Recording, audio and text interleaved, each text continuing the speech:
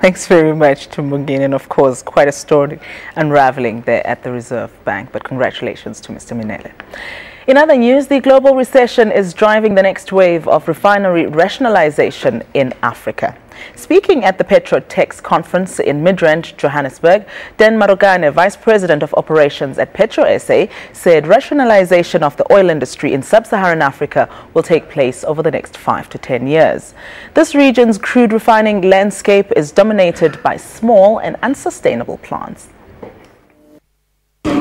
The global recession reduces construction costs and creates opportunities as many refineries in Africa are old and ineffective. Crude oil remains the main energy source for the next 20 years, and with global recovery opportunities will arise. So South Africa must be prepared. We have to continue to improve the specification of our fuels. These old refineries do not have the capacity to rise up to the challenge. Again, old refineries mean decreasing reliability.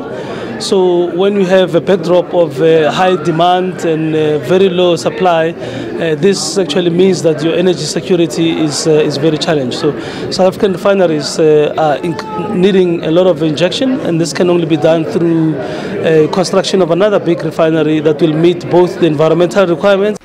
There are only 19 refineries in sub-Saharan Africa, which produces 1.3 billion barrels of oil a day. The biggest problem facing the industry are a lack of infrastructure, congested ports, and there can be no economic growth without energy. Connecting fragmented markets and market consolidation will benefit South Africa. As we've seen in this session this morning, a number of African countries are sitting with small topping refineries that are also old.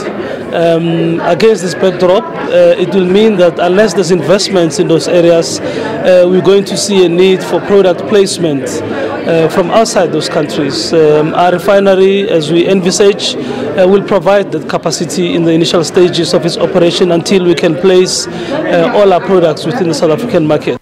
Eastern and Southern Africa have seen the strongest growth in Africa, fueled by industrialization, mining and agriculture.